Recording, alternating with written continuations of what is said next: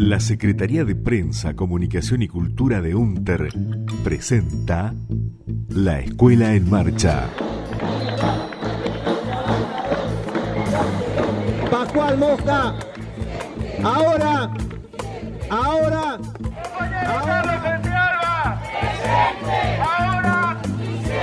La Escuela en Marcha, el boletín informativo radial de la Unión de Trabajadoras y Trabajadores de la Educación de Río Negro. Y así será de igual a igual, y así será de igual a igual.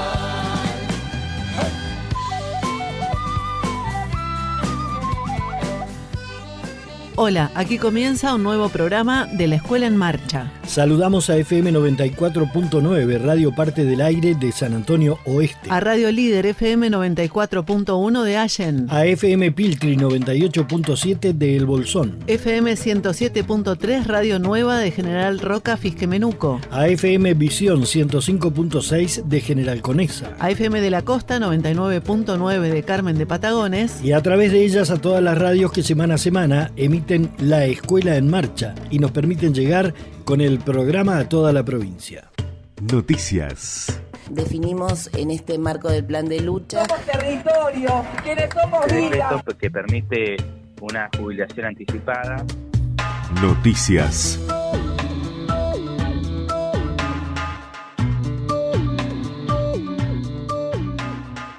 ...26 y 27 de septiembre, paro provincial. Exigimos el cumplimiento del régimen de licencias y la derogación de las resoluciones que privatizaron las auditorías médicas. Rechazamos los proyectos de ley que pretenden instaurar el presentismo y declarar a la educación como servicio esencial en Río Negro. El jueves 26, todas y todos a Viedma. El Congreso de UNTER definió un paro provincial de 48 horas para este 26 y 27 de septiembre con movilización a Viedma. Nos amplía Silvana Inostroza, secretaria general. El viernes pasado llevamos adelante un congreso de nuestra organización sindical en el que hemos definido 48 horas de paro para el jueves 26 y viernes 27, con movilización provincial a la ciudad de Viedma el día jueves 26, día en el que sesionará la legislatura de la provincia de Río Negro y en el que seguramente va a ser tratado el proyecto de ley para declarar como servicio estratégico esencial a la educación pública rionegrina. Una cuestión totalmente aberrante a la que por supuesto nos oponemos. Seguimos sosteniendo que la educación es un derecho social, un derecho humano fundamental, tal como lo establece la Constitución Nacional, Provincial y las leyes de educación, y de ninguna manera se lo puede considerar un servicio. De ser aprobado este proyecto, va a pasar a ser la primer provincia en nuestro país que declara como servicio esencial a la educación pública. Esto es altamente contradictorio con lo que venimos sosteniendo en la provincia, con las normativas que tenemos en educación y con lo que sostenemos adentro de las escuelas. Nos parece que se vulneran muchísimos derechos y que nada tiene que ver este proyecto de ley con la importancia que tiene la educación y con la calidad educativa que tanta propaganda hace el gobierno provincial y el Ministerio de Educación. Si realmente les interesara la calidad educativa, lo que tienen que asegurar es un presupuesto acorde a los cargos que se necesitan en las escuelas, al mantenimiento edilicio, a la infraestructura escolar, a comedores, a transportes, a insumos para que puedan funcionar las escuelas y sobre todo a las creaciones de cargos que tan necesarios son en todos los niveles del sistema educativo provincial. Por otro lado, también estamos haciendo frente en la provincia de Río Negro a un sistema de auditorías médicas que ha implementado la provincia a través de una empresa privada, una empresa que vulnera todos los derechos de los trabajadores y trabajadoras, atentando directamente contra la salud, no solamente de nosotras y nosotros, sino también de nuestras estudiantes y nuestros estudiantes, que se van a ver altamente afectados cuando tengan a un docente, a una docente con una enfermedad contagiosa dentro de de las aulas, como ya viene pasando en estos días desde que empezó a funcionar esta empresa que desconocemos por quiénes están compuestas, desconocemos si realmente son médicos quienes miran ese certificado que nos extienden nuestros médicos tratantes, que nos conocen, que nos diagnostican esta empresa o esta inteligencia artificial o este sistema parametrizado, como creemos que es lo que está pasando. Van en contra de estos certificados, desconociendo el conocimiento de los médicos matriculados en la provincia de Río Negro.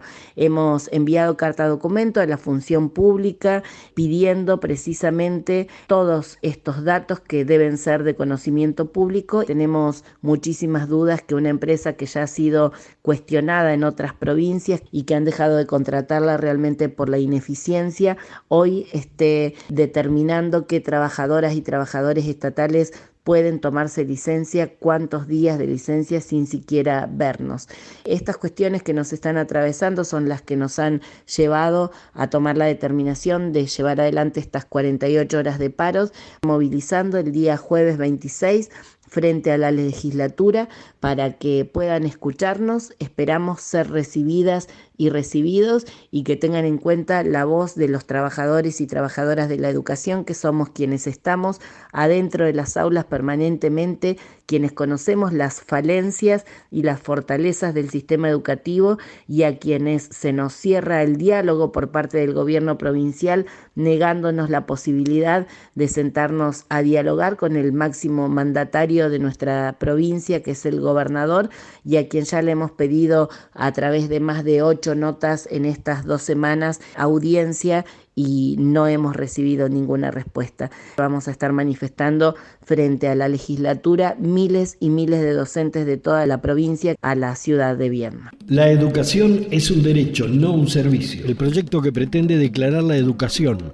como servicio estratégico esencial avasalla derechos constitucionales de los trabajadores. Finge defender el derecho de niñas y adolescentes a educarse, pero convierte a las escuelas en guarderías. Establece guardias mínimas obligatorias para los días de paro que no aseguran el dictado de clases. No se ocupa del escaso presupuesto destinado a educación, que no garantiza edificios escolares en condiciones ni salarios dignos. Aparenta preocuparse por el ciclo lectivo, pero nada dice de los días de clase que el Estado no asegura por falta de transporte, comedores escolares y mantenimiento edilicio. Solo apunta a restringir el derecho a huelga. Los trabajadores de la educación vamos a seguir luchando por nuestros derechos y por los derechos de nuestros estudiantes, no a la esencialidad.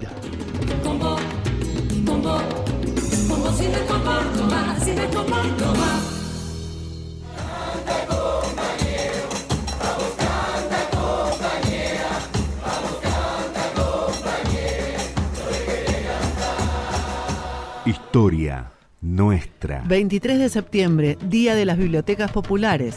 Un 23 de septiembre de 1870 se promulgó la ley que protege a las bibliotecas populares, creando la Comisión Protectora de Bibliotecas Populares, conocida como CONABIP. La historia de las bibliotecas populares no solo está ligada a la obra total de la cultura, sino también al de la vida política de la nación y esencialmente a la de la lucha por la libertad de pensamiento. Hoy traemos la palabra de Mauro, integrante de la Asamblea por la Recuperación de la Biblioteca Popular de la estación de Fisquemenuco, que vienen resistiendo el desalojo impuesto por el municipio.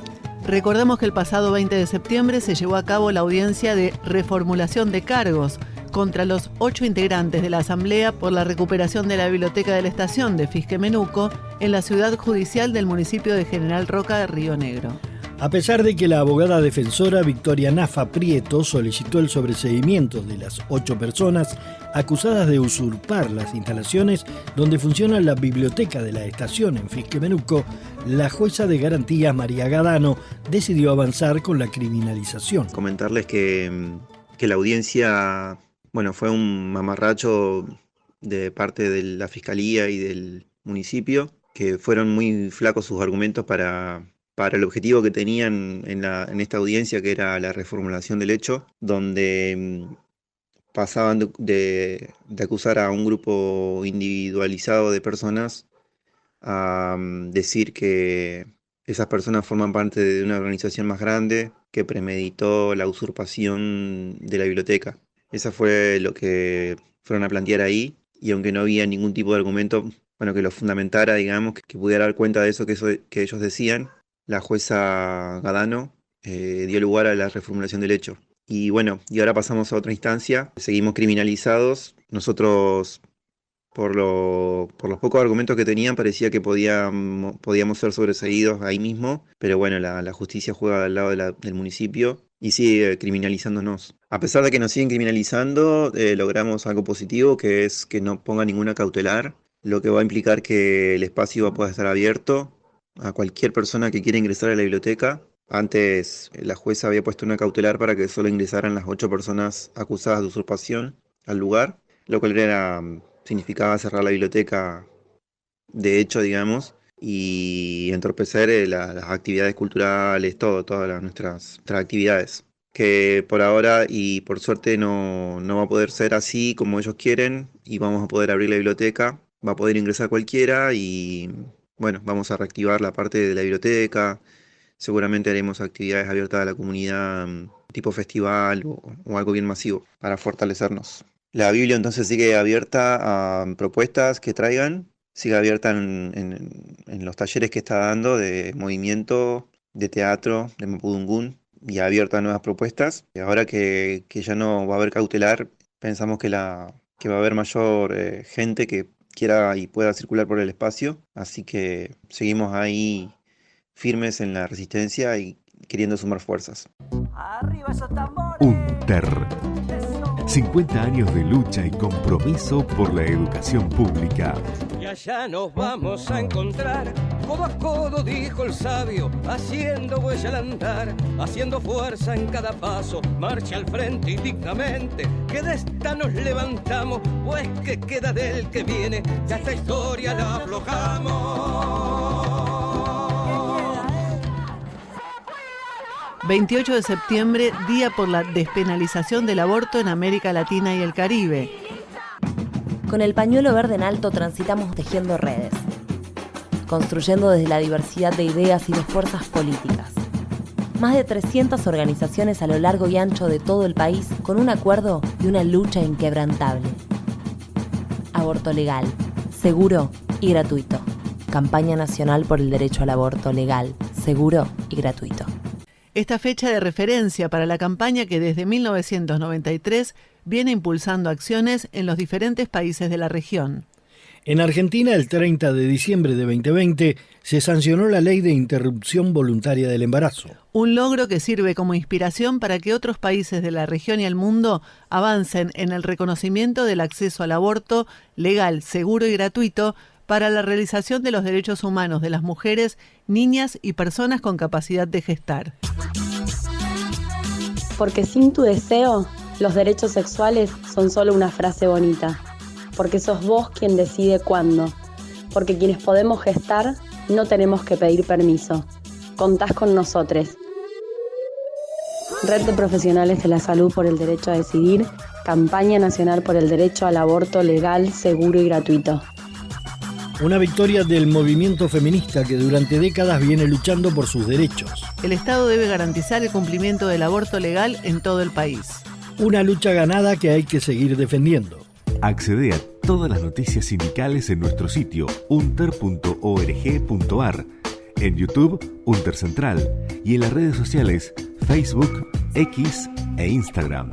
Unter CDC. Llega a Cipolletti y a Roca Fisque la obra teatral Los Ahogados, que es una obra de María Teresa Andrueto por la Compañía de Teatro de Ilusiones Animada de Córdoba, dirigida por Carlos Piñero y actuada por Santiago San Paulo, con quien estamos en comunicación. La obra es un cuento de María Teresa Andrueto que se llama Los Ahogados.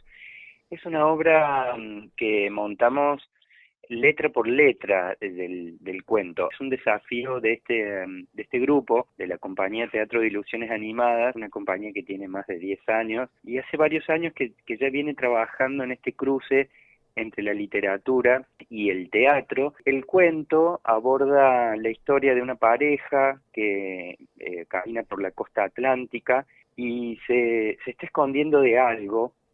Entonces encuentran una casa abandonada que ya conocían de sus años de noviazgo y vienen caminando con su bebé y un día empiezan a ver bultos en la playa hasta que descubren que son personas, que aparecen cuerpos que aparecen en la costa. Trata sobre los vuelos de la muerte, es una práctica horrorosa que llevaban a cabo los militares en los años 70, que consistía en arrojar gente viva al mar y que de algún modo para nosotros responde a la pregunta histórica de las abuelas y madres de Plaza de Mayo sobre dónde están los desaparecidos, dónde están las desaparecidas. Y bueno, es una obra que montamos unipersonal y que estrenamos ya en agosto de 2021, una producción y una invitación muy, muy hermosa que nos hacen el colectivo Las Revueltas,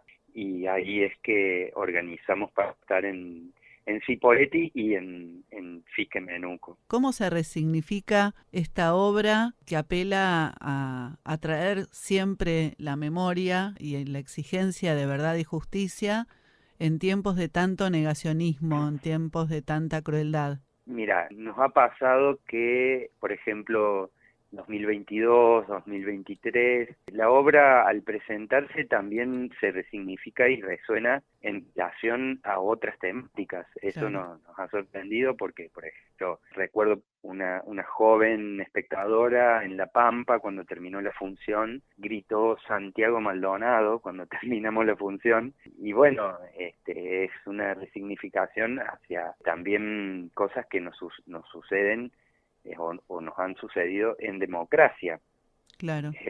Ahora, en este contexto, también la invitación es a un público más amplio, no solamente al público que ya tiene cierta consonancia con el pedido de memoria, verdad y justicia, con la causa de los derechos humanos, y está comprometida políticamente con una ideología en particular de defensa de los derechos humanos, sino también a personas que quizás no se lo han preguntado tanto o tienen instalado un discurso que tiene que ver con la teoría de los dos demonios, y al ver la obra, como la obra trabaja sobre un material, bueno, muy delicado por la temática, pero muy sensible en el plano de las palabras, del testimonio. Es una propuesta que está muy cargada de poesía, entiendo yo, porque el cuento ya está muy cargado de poesía en relación a que hay muchas cosas que no se dicen y que están muy presentes en esa ausencia durante el relato, sino que espectadores y espectadoras que al ver la obra, al estar dialogando emocionalmente con la obra, pasan otras cosas, así que entiendo que es un momento muy complicado, plano político, social y también económico y a nivel cultural, porque a nosotros ahora nos cuesta mucho movernos, pero ¿qué ha pasado en otras épocas? Impulsa a fortalecer las redes de creación, las redes de trabajo, en esa situación paradójica y muy vulnerable y al mismo tiempo con mucha potencia en el plano del arte, entiendo yo, es que estamos, así que poder llegar de la mano de Las Revueltas a la provincia de Neuquén, a Río Negro, a estas ciudades donde vamos a estar, también habla mucho de eso, y eso también puede fortalecer lo colectivo. Te agradecemos un montón, vamos a recordar las fechas, el viernes 27 de septiembre a las 21 en la Caja Mágica, esto es en Cipolletti, el sábado 28 a las 21 en el Club de Arte El Biombo en Fisque Menuco. Escuela Rodolfo Walsh. Además del espacio de la lucha gremial, la UNTER se ha dado desde hace años el espacio y la posibilidad de dar la batalla político-pedagógica. El aula también es una trinchera y la escuela es el lugar donde defendemos los valores de la vida, los valores de la solidaridad, los valores de la igualdad entre todos los seres humanos. Escuela Rodolfo Walsh.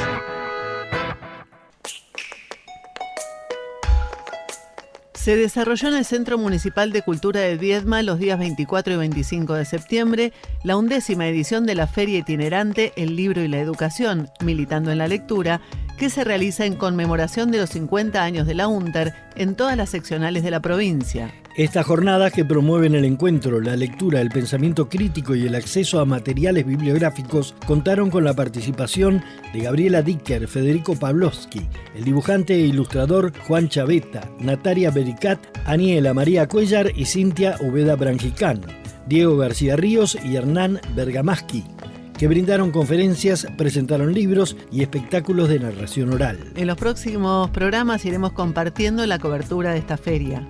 Hoy escucharemos voces de compañeras y compañeros que participaron como expositores en la Feria de Allen.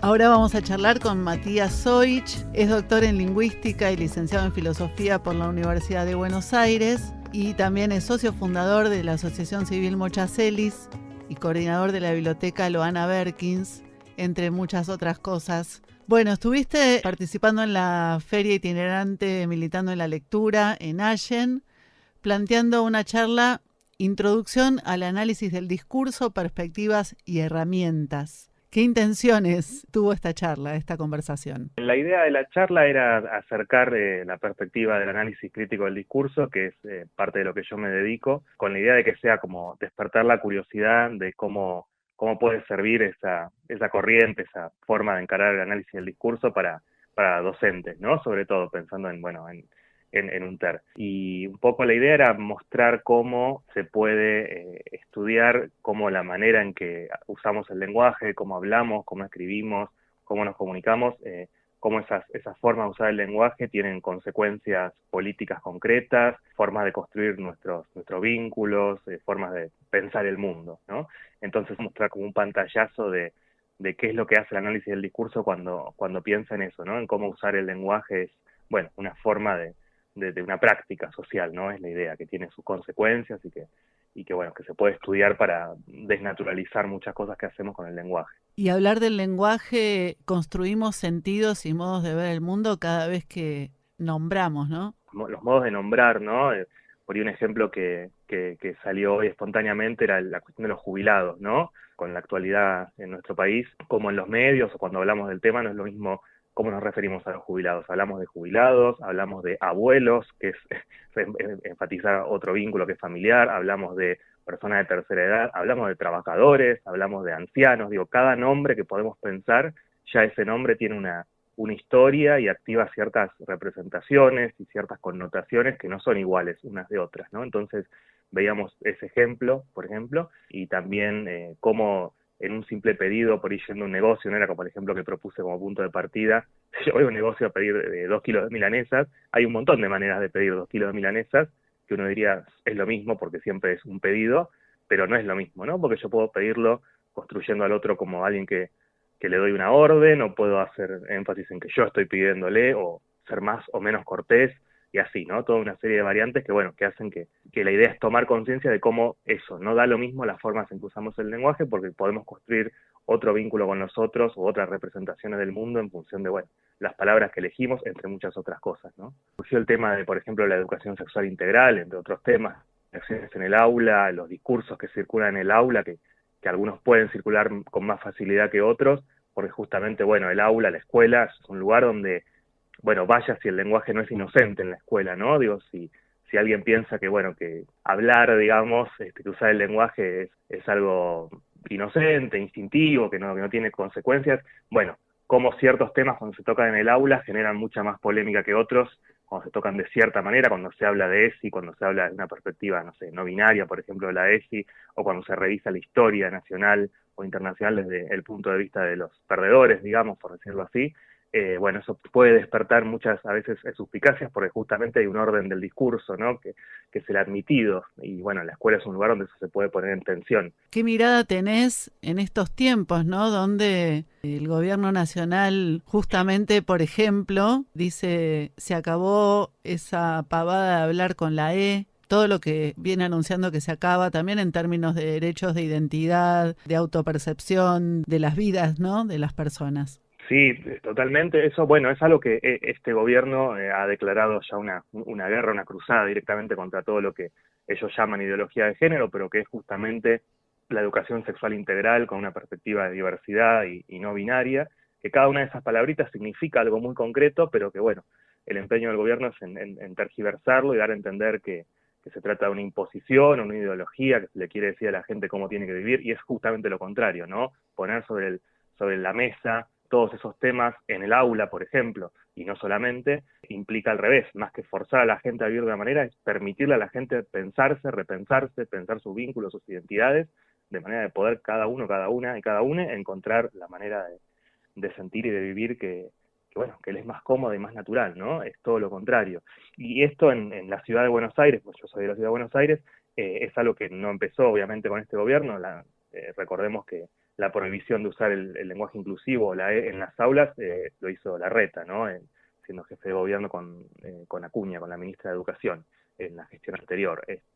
Cuando no estaba este gobierno nacional, me refiero, ¿no? Por último, Matías, ¿qué resonancias tuvo hablar de estas cosas? En la charla surgió, bueno, justamente el tema de la ESI apareció como algo principal, ¿no? El tema de los medios, del discurso dominante o hegemónico, ¿no? El sentido común que se construye día a día con la manera en que los medios hablan de ciertas cuestiones o dejan de nombrarlas, y sobre todo el tema de la dificultad para hablar de ESI y hablar de política, ¿no? En el sentido amplio, de pensar la educación, la tarea pedagógica como algo político, ¿no? Y por sí político, ¿no? Que no se puede evitar que sea político porque justamente uno, digamos, o reproduce un discurso dominante o va en contra de ese discurso, pero haga lo que haga, está haciendo política, ¿no? La cuestión es poder visibilizarlo. Y bueno, y surgieron testimonios, digamos, opiniones, voces de compañeros y compañeras que hablaban de las dificultades que aparecen en el aula concretamente, incluso entre los y las estudiantes, ¿no? De la resistencia a darle voz a ciertas posiciones, a opinar y dar cuenta de esas opiniones desde una posición política y personal también en cada caso. Yo me llevo eso como la preocupación principal que surgió ahí después del encuentro.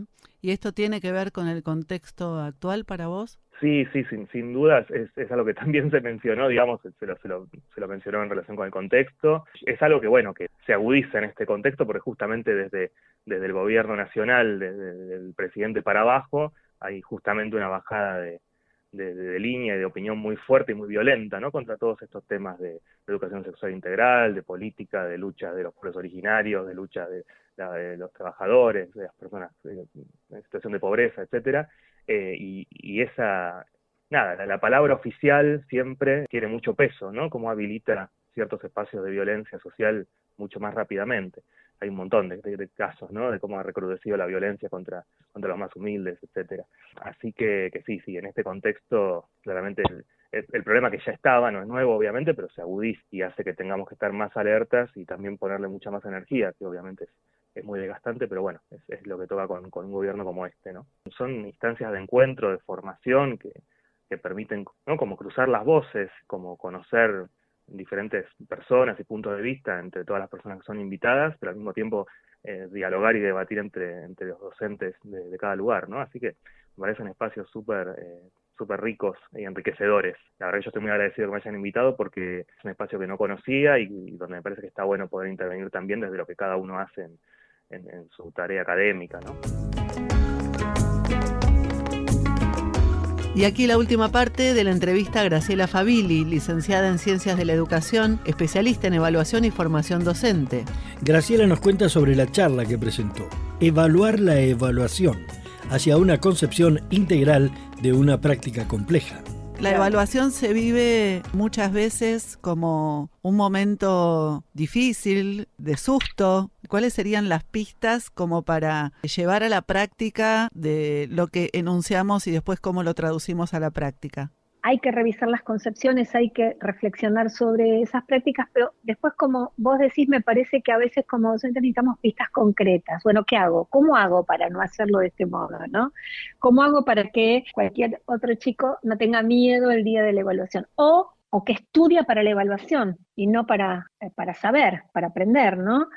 Bueno, yo creo que hay prácticas que empiezan a cambiar esos hábitos de alguna manera, hábitos de los chicos y de las docentes, de los docentes, ¿no? Porque son construidos. Yo siempre digo que en ningún otro ámbito, ni en ninguna otra etapa de la vida, más que cuando transitamos como estudiantes del sistema educativo, somos tantas veces evaluados, ¿no? Es una práctica que se da en el sistema educativo como muy constitutiva. Entonces, algunas de las pistas pueden ser esas.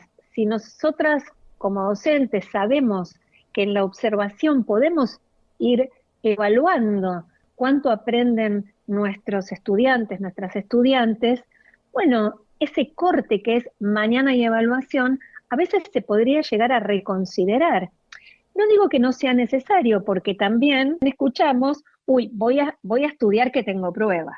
Entonces también a veces ese como control externo, como ese rigor externo es importante porque me obliga a sistematizar, me pone como una línea, ¿no? Como una fecha límite para hacer lo que a lo mejor no hice, y en ese sentido la evaluación funciona. Por eso yo siempre lo planteo como en términos de tensión. ¿Tiene que haber control? Sí, la evaluación también es control, porque además como sistema educativo debemos rendir cuentas de cómo formamos a nuestros chicos. Pero el tema es cuando solo se pone en ese punto de la atención, o en ese punto del péndulo, para decirlo de alguna manera.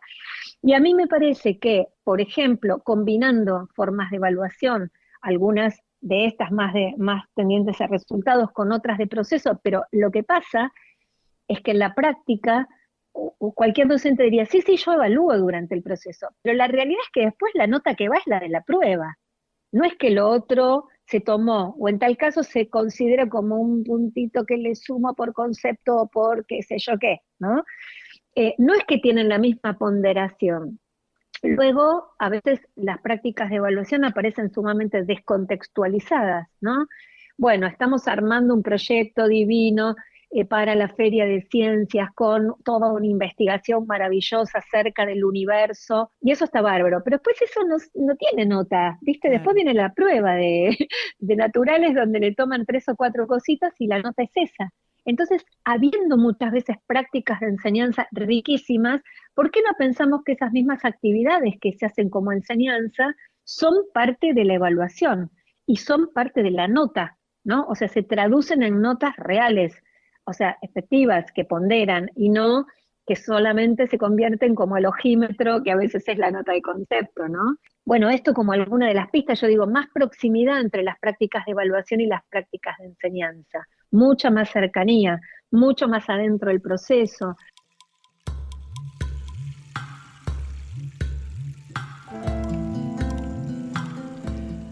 Pronunciamiento contra la violencia estatal racista. Las asambleas socioambientales de Río Negro, nucleadas en el Currul Eufú, denunciamos la persecución, el hostigamiento y las múltiples violencias ejercidas por el Estado Nacional contra las comunidades mapuche tehuelche que habitan nuestro territorio.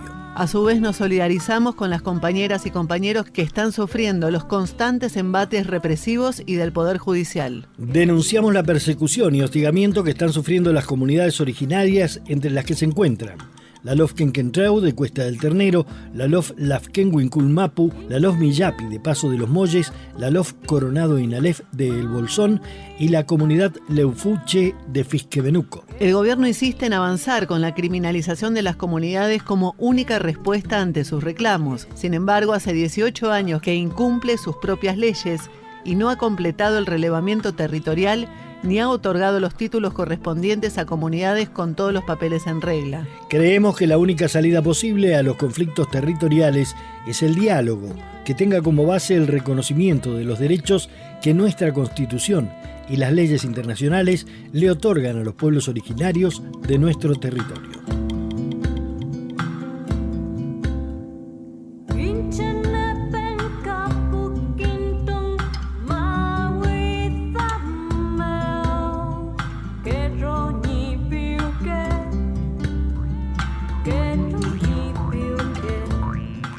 Esto fue La Escuela en Marcha. Por su atención, muchas gracias.